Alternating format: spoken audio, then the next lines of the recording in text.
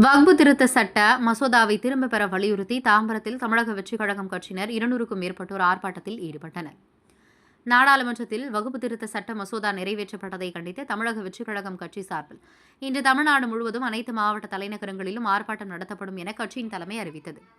இந்நிலையில் தமிழ்நாட்டில் உள்ள அனைத்து மாவட்ட தலைநகரங்களிலும் தமிழக வெற்றிக் கழக கட்சியினர் மாவட்ட செயலாளர்கள், மாநில பொறுப்பாளர்கள் தலைமையில் வகுப்பு திருத்த சட்ட மசோதாவுக்கு எதிராக ஆர்ப்பாட்டம் நடத்தப்பட்டு வந்தது.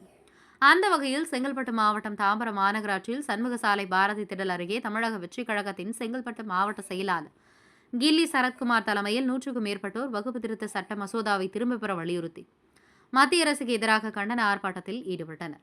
மேலும் இந்த ஆர்ப்பாட்டத்தில் மத்திய அரசுக்கு எதிராக தாவிக கட்சியினர் 200க்கும் மேற்பட்டோர் கோஷங்களை எழுப்பினர். தாம்பரம் செய்தியாளர் எஸ். பிரபு. முகமது உணர்வா இருந்தார். அப்போது இந்த சுதந்திரம் அடைந்த பிறகு இவர்கள் பேர் இந்தியாவிலே இருக்காங்க.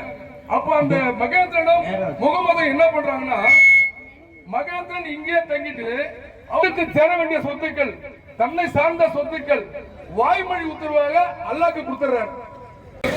42 எம்பியை வைத்துக் கொண்டு இவர்கள் இந்த ஆட்டம் போடுறாங்கன்னா, இதை முஸ்லிம் கோர்ட்டுக்கு போக வேண்டிய தேவையில்லை.